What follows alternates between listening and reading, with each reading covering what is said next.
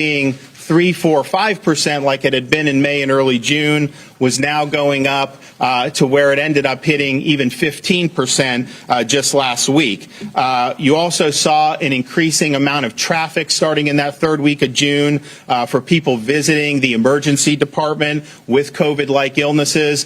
Throughout May and early June, it was very low and steady. Same thing with influenza-like illnesses. And of course, we started to see more admissions for coronavirus into our hospital system, particularly here in Miami-Dade County.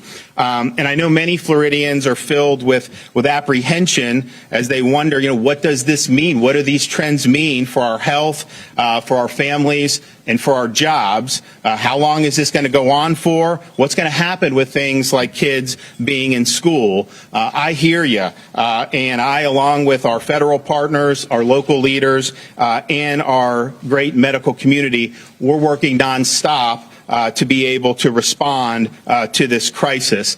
We have to address the virus with steady resolve. We can't get swept away in fear.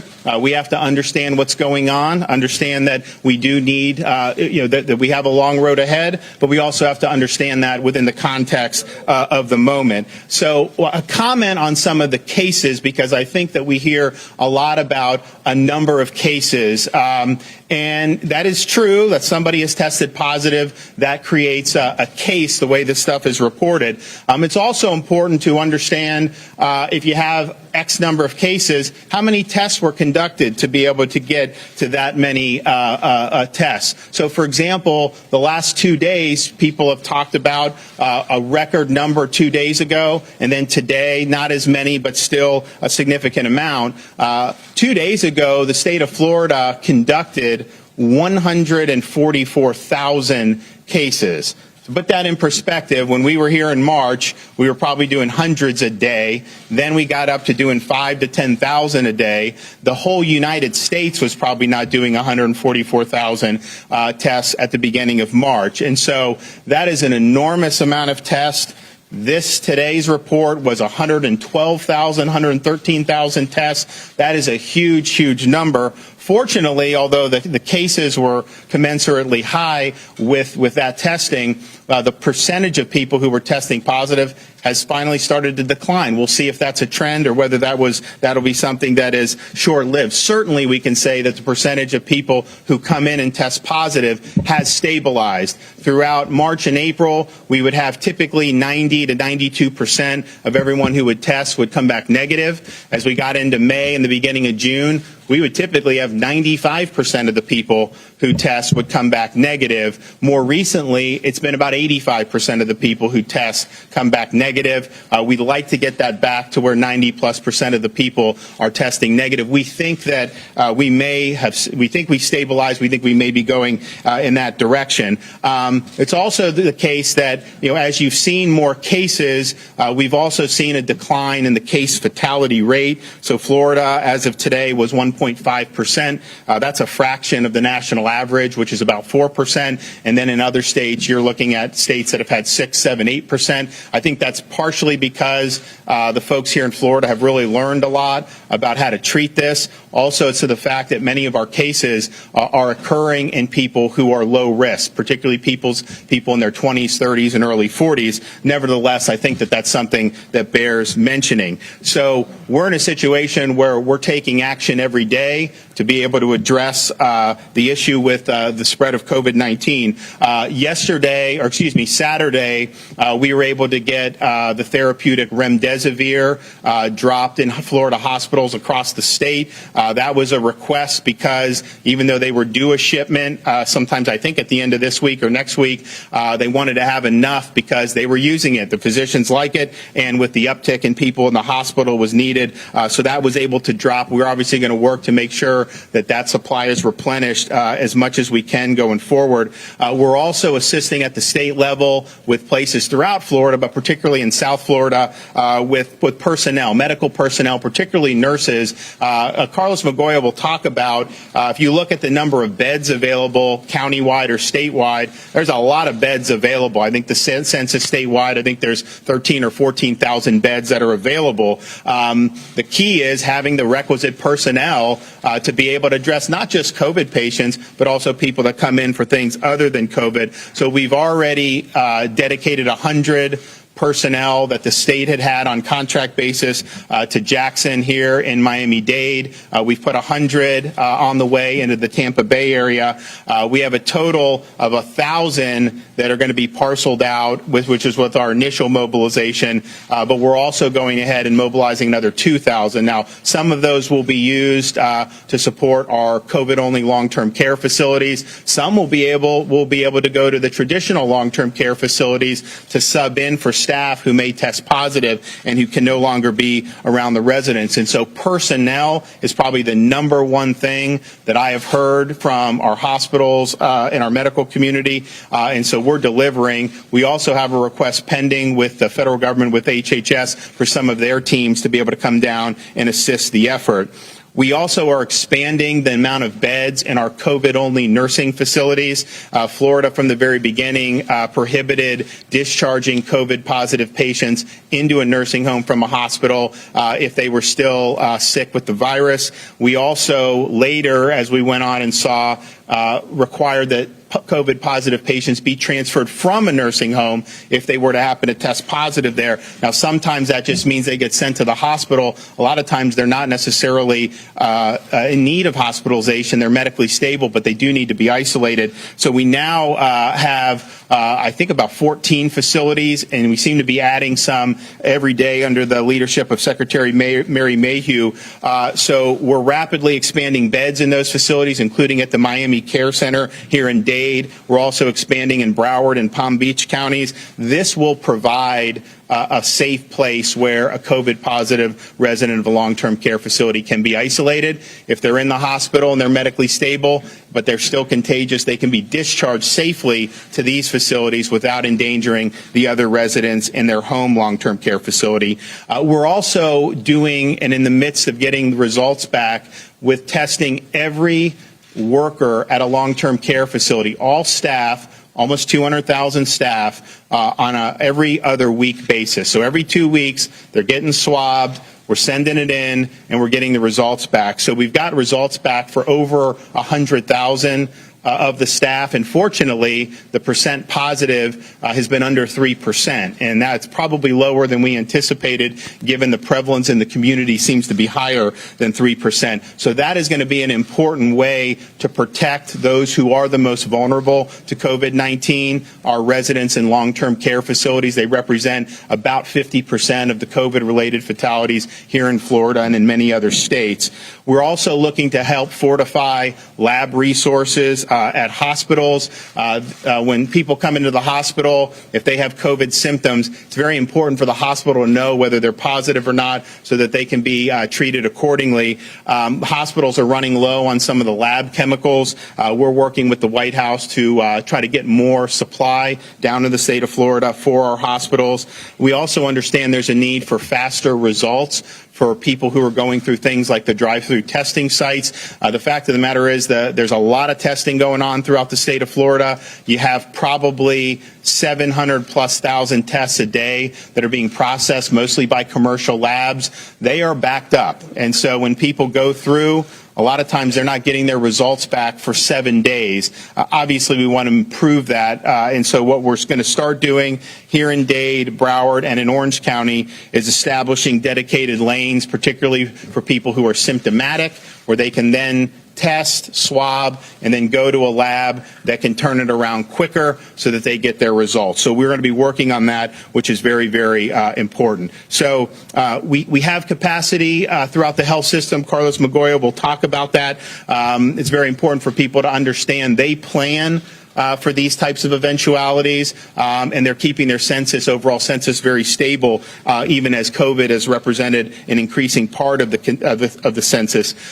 We have a special obligation to protect those who are most vulnerable to COVID-19, and we're obviously doing a lot more than any other state, I would say, in terms of protecting our long-term care facilities. We're going to continue to do that. Also, folks who are not in a long-term care facility but are 65 and older are at increased risk. We've advised since March that those folks limit contact outside the home as much as they can, and by all means avoid crowds. I think it's also important to listen and follow the guidance that's put out by local officials such as Mayor Jimenez. And so, here in Miami-Dade County, that means being diligent about wearing the facial covering. That means following the other directives that he and some of the other officials here have put on. It really will make a difference if everyone does their part. At the state, we have also stressed the need to avoid the 3 C's when it comes to social distancing, and that is closed spaces where you're packed in tight and poor ventilation.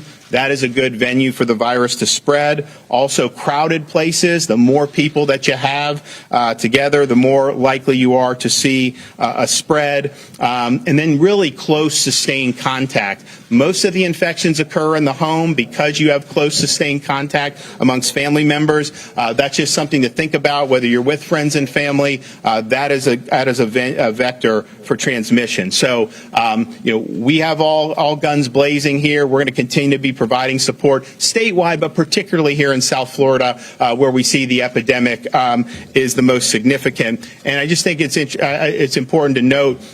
I was talking to one of the leaders of a hospital system in Central Florida, and he said, we're having much better success discharging patients back home who are healthy at this point. Better success than what they had in March and April. And so I think that's a testament to the folks who've been really working hard in the medical system here in the state of Florida. But I think it gives us all hope that we're going to get through this okay. And with that, I want to recognize my friend Mayor Jimenez for his comments. Thank you, Governor. And if that reporter is really distracting, what you're doing. Thank you.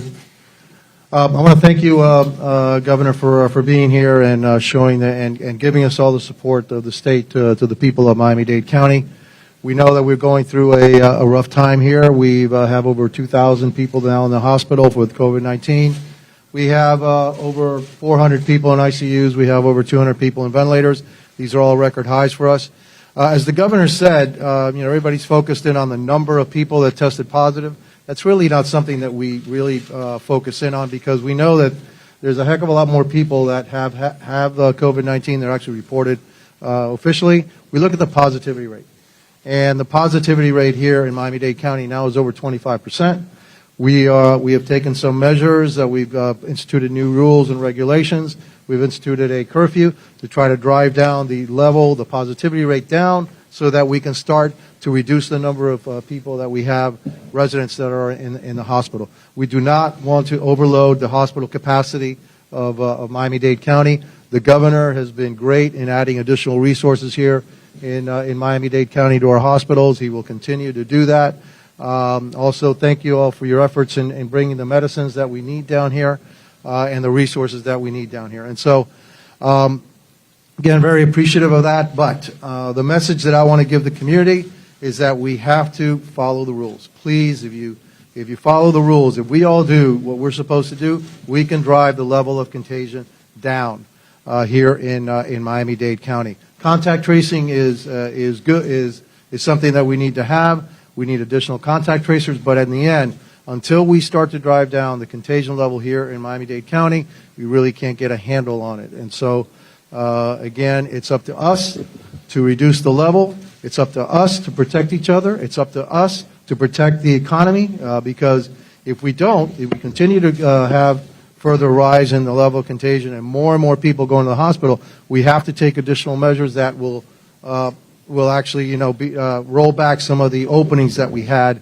in the past. And so, again, the message is, please follow the rules, maintain social distancing, wash your hands, don't touch your face with your hands. And if we all do that, then we can drive this contagion level down.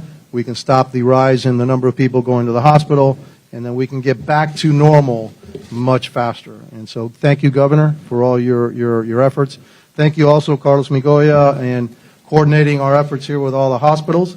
And as the governor said, they are very creative in how to create additional capacity in Miami-Dade. And I'm sure that we're going to have less and less of the elective surgeries being conducted here. As a matter of fact, most of them have stopped. It'll create additional capacity, and so we're not there yet. But again, it's up to us to make sure that we never get there. And so with that, I'm going to turn it back over to Carlos Migoya, who's the President and CEO of Jackson Health Systems. Thank you, Mayor. And first of all, I want to thank you, Governor, for being here. I also want to thank you for your support. Those 100 nurses came in very handy at the right time, and for the meds and all the support that you're working. I know you're working on the reagents as well for the labs, which something that right now for us is extremely near and dear as we test every patient that walks in the door. We are entering our 5th month of having COVID patients. Probably right around now. This is probably about 4 months ago. I think, Governor, you were absolutely right. It's about the time that you got here, and it was around the time that we had our first patients in the door. And that makes it very, very difficult for all our employees, specifically the workers that are dealing with these patients on a daily stress. It's extremely difficult to every other employee in the hospital. We had an increase of patients over the last 30 days. About 3-4 weeks ago, we were around 200 patients. Today, we're exceeding 400 patients, of which about are in ICUs. The challenge with that is not necessarily the fact that we're running out of it's the fact that so many patients, you can't get any more. We have been able to manage from the 200 to the 400 number by maintaining our census the same. How have we done that, you might ask, is the fact that we have reduced the number of surgeries that we're doing. And by doing that, we're getting less non-COVID patients in the door. Our census throughout the system, it runs in the mid-1,300 range at this time of the year. And we've been able to maintain that for the last month in spite of the fact that we went from 200 to 400. That means we have a higher percentage of COVID patients today than we did a month ago. That is obviously very stressful to every employee because we have to make sure that we have the PPE and they're on and make sure everybody's covered and protected. So the 3 things that we work on here every day, which are the extremely, extremely important priorities, are to make sure that we admit only the people that need to be admitted, that we discharge the people once they don't need hospitalization as quickly as possible to make a bed available for the next patient. And last but certainly not least is making sure that all our employees are protected, not only in the hospital, but in the community so that we can keep them working and being able to take the patients as much as we can. We have seen an increase of employees that with symptoms that have a higher percentage of COVID, and it's still, on an overall percentage of our employees, it's not as big an issue, and having those extra nurses have really helped us a lot. But we are managing the numbers. It's not, as the governor said, it's not the number of beds. We have the beds available. It's a staff necessary to do that. And to do that, we got to make sure not only that we have those extra nurses that the state provided us, but also make sure that our employees continue to work and doing the things that are necessary. We have seen, we saw for a while the number of inpatients age becoming younger. And we saw that for a while. Now, the same number of younger patients are being admitted, but because the increase has happened, in that increase we're seeing older people coming back in. That means that the younger people have been contaminating the older people and making it difficult for the older people. So on a percentage basis, the number of people, younger people, is reduced, but the absolute number of people are the same. So those are the challenges we're working today. Every day is a challenge. We are still doing some surgeries, predominantly the emergent, as you would imagine. We have also a lot of patients that need surgery outside of COVID. COVID is not the only disease, unfortunately, we have in Miami, and many of these people have been deferred for too long and now have become emergent patients. So this is a tough balance that we're dealing with today. We focus every day on our employees, and the employees are focusing on the patients on the best that we can do. But I will tell you that we just came off, the mayor and joined me in our 4 o'clock meeting today with all the hospital CEOs from throughout South Florida, and we're all going through the same balance of balancing our census while we're bringing in more COVID patients. We can do that for a certain period of time. We cannot do that forever. So the message, when you hear the governor or you hear the mayor talk about the fact that we need to be social distant and we need to be wearing masks, that is the absolute answer. It's not whether we open too early. or we should shut everything down. The issue right now is enforcement. If we can get everyone to be socially distant and wear a mask, that's the only way that we're going to be able to reduce the number of beds being used in hospitals and be able to deal with with this entire disease and reduce the deaths that are happening in our community.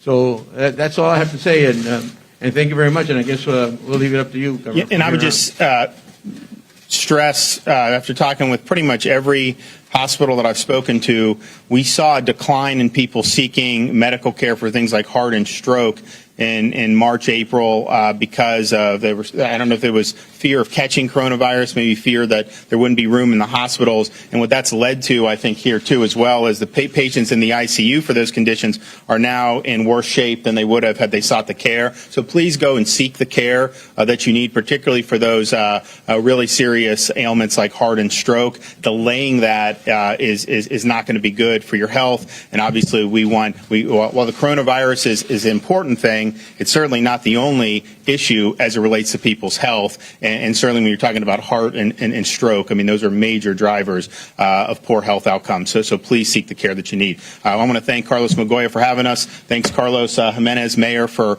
working hard and really collaborating with the state. And we're here to help. We're going to do more. We're working with the federal government to deploy some additional teams because I do think it's really about people power at this point from the medical perspective. And I know you guys have capacity, but we got to have those good folks here. So, and with that, I'm happy to take some questions. Governor, I should ask, what's the actual plan? Because you talked about nursing homes, you talked about hospitals and testing, but you kind of didn't mention anything in what you're trying to do. Well, all those. I mean, the nursing home is probably the number one thing you can do to reduce the risk of mortality, because if you look at our mortality statistics for coronavirus, it shoots up once you're 75 and plus. And usually it's because you have one or more comorbidities. And so we're going around testing staff at nursing homes, for example. If a staff tests positive, then those residents may be tested. And fortunately, most of them test negative. But if you have one that tests positive, they need to be isolated at things like our COVID-only nursing facility. Because if not, it will spread, and that is the most vulnerable population that it will spread to. So that's a huge way to not only reduce the spread, but to protect those who are the most vulnerable to the spread. Look, I wish if you could just stop it, you could stop it. But there's a huge difference between a 21-year-old and an 85-year-old when it comes to this coronavirus. So that is really, really important in terms of our strategy to protect the most vulnerable and reduce infections amongst those who are most susceptible to negative outcomes. Yes, sir. Governor, the number of tests, like you mentioned, increased by something like 50,000 from Friday to Saturday, and then again over 100,000 yesterday. What's changed that we have so many more tests now? It's a couple things. One is just demand.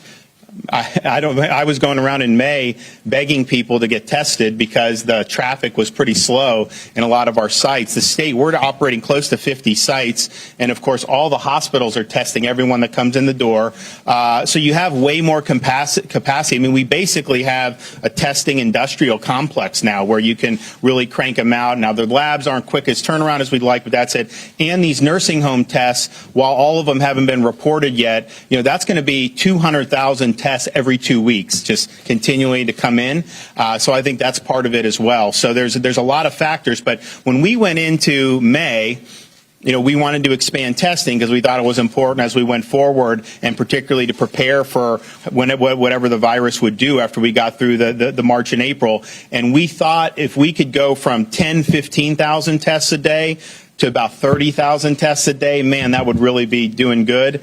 We're now, I think we've probably averaged in the last week probably close to 100,000 tests a day. So when you're looking at the cases, just understand that we are diagnosing a lot of people who are either completely asymptomatic or who have very minimal symptoms. And so that's a good thing, because then those individuals can be isolated. They know they have it. They may be contagious still. But it doesn't necessarily mean all the people that are going to test are ill. What we're finding is there's a fraction of people that go more for employment reasons. There's another fraction of people who may feel they were exposed to somebody who did test positive. And so we have the ability to do that. But it's much different to look at cases today than it was in, say, March or so. So some of the states that had bigger outbreaks then, they had high cases, but they were doing 20, 25,000 tests a day and getting 10,000 positives. If they were doing 140,000, they would have 60 or 70,000 positives. So it's a little bit different in terms of what's going on here now. We do have a lot of testing capacity, and we have a criteria, which is basically if you want to test, come to one of the sites and do it. There's no symptomatic screen and there's no age screen. So that's just generating cases that are not clinically consequential, but important to know. But I think that we're going to continue to do the long-term care every 2 weeks. So that's going to be enough. And then we'll see what the traffic looks like with this. Miami's been a little different because I think they've had pretty consistent traffic on their test sites, on their ED visits. We've actually had a weak decline statewide in COVID-like illness ED visits. We had been basically flat all through May, beginning of June, and then it went up and really crested kind of the last part of June, kind of plateaued for a little bit, and then now it's come down, and so we hope that's now a 6 or 7 day trend statewide. We hope to see that. We are seeing some pretty good indicators, even though, when the Sunday numbers came out, everyone was talking about, the number of cases. I was looking inside that and saw some trends where you see positivity going back down in some pretty key counties throughout Central Florida and other parts of Florida. So we look for those trends as well, and I think some of those trends are positive. I think, our biggest concern is South Florida right now, and that's why we worked hard to get the medicine. We're working hard on and this is just the beginning of the staff support. We're here to do more. We'll need to do more because we understand the challenge and we want to be there to help. Especially you're talking about an increased number of testing which of course causes the backlog at the lab. So does the state have the funding to increase staffing at these labs? They're mostly private labs. So we have labs, we have 3 state labs, but they do a limited number. I mean, they're doing, I think, about 1,000 a day, which is helpful. That's a 24-hour turnaround. But with the numbers we're looking at, obviously, we had set up to have one of the big Roche machines, just like Carlos tried to get one here. We all wanted to get them this summer, and now they're like, oh, well, you can get a machine in February. Well, we're not going to need it in February. We won't need it as much in February, hopefully. So it's really working with private labs. Now, what we did with the long-term care is we have a company that's kind of a newer company, and it's a self-swab test. You send it directly to them. They're data guys. They run it. They send it back a report every day. That's what we're looking to do, something like that for our symptomatic drive-through test takers. So someone that's exhibiting, legitimate symptoms, we want to know, do you have it or not? And so we can do that and maybe get a quicker turnaround on that subset. The problem with all the big labs is that we went from testing 100,000 a day as a country, and then even as we got into April, May, we were kind of like 400,000. Well, now in the last 6 weeks, we're now in over 700,000. I mean, Florida alone, we tested more in one day than some other countries have tested. I mean, Taiwan, I think, has tested less than 100,000 people. So that's just the challenge is that. And I don't know that there's... They have limited capacity. So you have, they're getting backed up. They're getting hundreds of thousands sent every day. And the turnaround time is just not what we would want it to be. We were hoping we wanted 48 hours. That was our agreement with some of these labs. And really, by the second week of June, there was no 48 hours. I mean, it was basically at least 5 days. And some of these people are 7 days. The problem with that is if you're asymptomatic and you come back positive on the 7th day, you're probably not going to be isolating.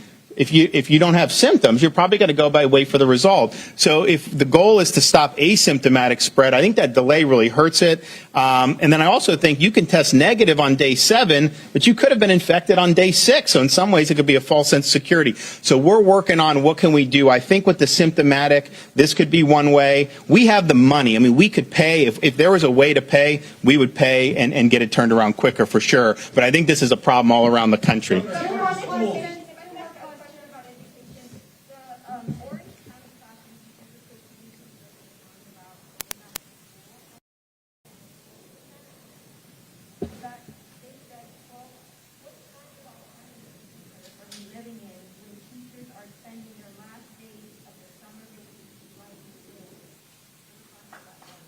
Well, look, I mean, obviously, we want to have safe environments across the state. I mean, we've obviously had a lot of operations have been going on, government. We've had a lot of private sector businesses and everything, and I think all those have wanted to take the appropriate precautions. I would just note, when you're looking at the schools, I think that, one, a lot of parents want to have the option to send them back, but I also think parents should have the option to not. To do virtual if that's what they want to do. I believe in school choice. The science on it, I think, is pretty clear about kids being extremely low risk when it comes to this virus. And not only that, but they are not considered vectors of transmission. And that's been shown in Sweden, in Switzerland. Iceland did a study. I mean, they're all coming out the same way. So I think we just look at that and then go. But I think you can do it safely. And I think that these countries are showing, that it could be done safely. But I do think parents should have the ability to opt for virtual if they want to. Yes, sir. Would you consider rolling back the statewide? Let me go here. Are there any restrictions you may look at considering the K-12? Well, so here's the thing. I'm not going to dictate, how everything goes. I think that you have Miami is looking at a different situation. You're going to have a lot of school districts around the state that are going to just go open up, and that's going to be it, because they haven't faced, a similar epidemic that you've seen in places like Miami-Dade County. So I've told the Commissioner of Education, work with these districts collaboratively, understand that we have a very diverse state. That's been my approach to almost all of this stuff, recognizing that the response here is just going to be different than it would be in different parts of the state. And I think that there's other parts of the state, for example, address coronavirus much differently, but it's been effective for their area. And I think the same thing should be true here. I just, my fear on this is the amount of damage that will be done if kids have no options to get back to school. We've put a lot of effort into virtual education in Florida. I think we mitigated the damage better than a lot of states, but I'll tell you, there's a gap that has developed. I think it's disproportionately hurts our low-income students from low-income families. And I don't know what the end point would be if you just say, that they're not going to go back to school. So you got to look at, okay, what are the risks involved? And for kids, it's very low. You can look at the adults and say the risks, but I think those have been managed in other areas of life. But then on the other say, what are the risks if they don't have an outlet to be able to do this? And I think those risks are profound, not just in educational achievement that may be lost, but if you look at mental health, if you look at just the social fabric, kids being able to develop, being able to participate in activities like sports, I think is very, very important. So, but at the same time, I think we have to recognize that it's a big, diverse state, and I'm willing to do that. Governor, Miami Beach Convention Center, the state spent a lot of money to get that hospital. Federal government did it for us, so. But are there any plans to bring it online? So I've talked with Carlos about it. I think pretty much everyone I've talked to has said, look, we can expand within our hospitals. We have the beds. I mean, statewide, we've been between 10 and 15,000 beds consistently empty for the last 3 weeks, even as we've seen traffic come in for coronavirus. So I think if they have the personnel they need, I think they would prefer a standard of care here, and I think you can do that. That was put in really. Part of it was thinking about maybe isolating people who were in multi-generational households. The problem is we're not going to force anyone to do it. But if you did have a situation like that, I know Jared Moskowitz is working with folks down here about offering hotels, because what we're seeing is you have somebody in a household, and then you have other generations, and guess what? When you're in close contact under that same roof, the chance of it spreading is very, very high. And so the question would be, would someone be willing to isolate at state expense in a hotel for a week or two? And some of them may not. Now, I'm not going to force anyone out of their home. But I think that's an option just to try to stop the spread within a household if you have some vulnerable individuals there. Will there be a Staff statewide that mask you say the ordinance? state is providing to our area hospitals. Where are where's this medical personnel coming from? Other parts of the state, outside of Florida? So basically at the beginning of this in March, we took a number of steps to prepare for what could potentially come down the pike. Obviously, there was a lot of uncertainty. So we entered into contracts with companies that provide additional staff support. I mean, these guys work with companies to do this all the time. So it's no different than what a hospital would do. So we have folks under contract. We haven't had to execute the contracts, but after hearing from the folks here in Southern Florida, we felt we should do it. So we executed the 1,000 that we had. Jackson has, they'll have their 100 by the end of this week. I think they have half of them now. We're going to be deploying 1,000 around the state. Some of it will be in our COVID-only long-term care facilities to get those beds up. Some of it will be in actual long-term care facilities if someone tests positive or a number of staff test positive, to be able to send some new staff in there to care for the residents. But then we're also going to do probably another 2,000 on top of that. So Jared Moskowitz has that lined up. We think that there's demand from the Agency of Healthcare Administration for 400 to 500. That'll partially be a lot of nursing home related staff. So these people come from across the country. Yep. And so we don't know that we're going to have a demand for all 3,000, but our view is, from the beginning, it's like, okay, let's just be prepared. And it's better to be prepared and not need it than to not be prepared at all. So, okay, well, I want to thank Mr. Magoya. I want to thank the mayor. I'm going to come back down tomorrow. I'm going to meet with Carlos. We're going to do more that we can to help. I'm going to talk with some folks in the White House tonight to just keep moving forward. But I really appreciate the hard work that you're seeing throughout Miami-Dade County. This is the toughest part of the epidemic in our state, and I know they've been working on it for a long time. We've been helping you a long time. We're going to get through it. You guys are a strong city. You're a strong county. And you're really a great engine for the state of Florida. So, it's not necessarily going to be easy, but I'm 100% confident that we're going to get through this in good stead. Thank you, Governor. Why not just take out mask mandate?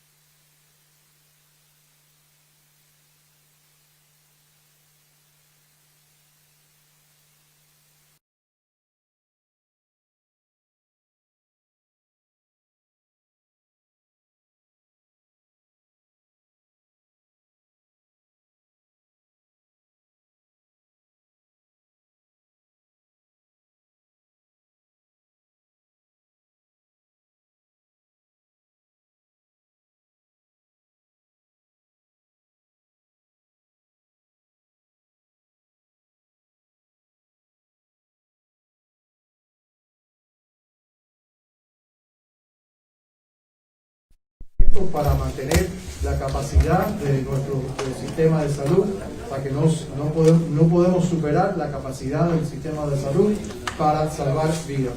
Por eso es que es muy importante. La cosa más importante que podemos hacer nosotros es, por favor, cumplir con las regulaciones, manténganse sus máscaras, lávense las manos, manténganse la distancia. Y si nosotros hacemos simplemente todo eso, nada más que eso, podemos rebajar la incidencia. Alcalde, el gobernador ha manifestado que no va a ser un dictador y que simplemente dependiendo de la área van a depender las posibilidades locales de ver qué es lo que van a hacer. Sí. Usted manifestó hoy día, ¿usted piensa de repente la posibilidad de un confinamiento? ¿Cuáles serían las estadísticas que lo haría pensar en eso? ¿Las muertes? ¿Cuál sería una estadística? Regresar a algo mucho más.